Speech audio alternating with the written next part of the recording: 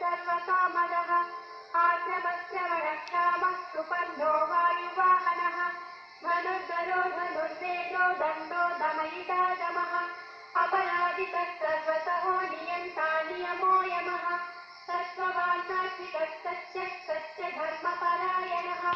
अभिप्रायप्रियाघोषः प्रियकृत्प्रीतिवर्धनः अनन्तरूपोऽनन्तस्त्रीजितमन्युः भयापहः